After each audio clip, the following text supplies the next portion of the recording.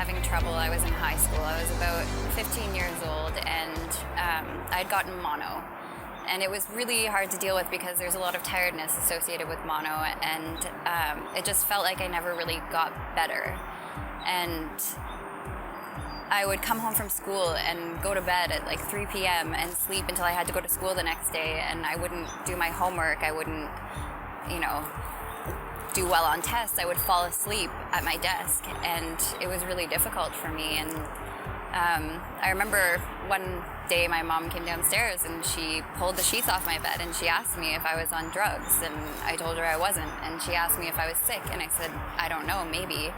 So she was the one who took me to see the doctor, and we spent a long time trying to figure it out. And once I finally had a sleep latency test, I kind of figured out what was happening. And I was having these episodes. I was standing by my locker, and one of my friends made a joke, and I fell to the floor, and I had no idea what was wrong with me. I was weak and I couldn't move, and for a moment I thought I might be paralyzed or worse, and it was completely frightening.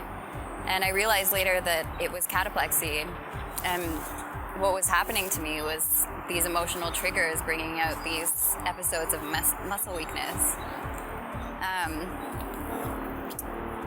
And it eventually got to a point where I was afraid to laugh in front of people or to feel strong emotions, and then it got to a point where I would avoid people altogether, and my social life was just as bad as my grades.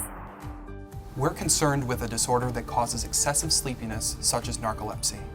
To be diagnosed with narcolepsy, a patient must go through a thorough evaluation in the clinic, as well as objective testing in a sleep laboratory. The testing involves an overnight sleep study called a polysomnogram, followed by a daytime nap test called a multiple sleep latency test, or an MSLT. On the MSLT, a patient has 5 opportunities to nap, once every 2 hours, starting at 8 a.m. The MSLT evaluates sleep latency, or how quickly a patient falls asleep, and the subsequent sleep stages. Typically, a person will enter REM, rapid eye movement sleep, about 90 minutes into falling asleep. A patient with narcolepsy may enter REM sleep only 20 minutes after falling asleep. This is called a sleep onset REM period, and it is a major feature of narcolepsy. A patient with narcolepsy also has a short sleep latency, so it takes on average less than 8 minutes for certain patients to fall asleep during their MSLT. So since I've been diagnosed, everything has changed. It went from okay to worse to even worse, and then better. And slowly, after trying a lot of medications, a lot of dosages, a lot of different timings, I got to a point where I could control my narcolepsy with, just a few different medications and the right regime and the right sleep hygiene.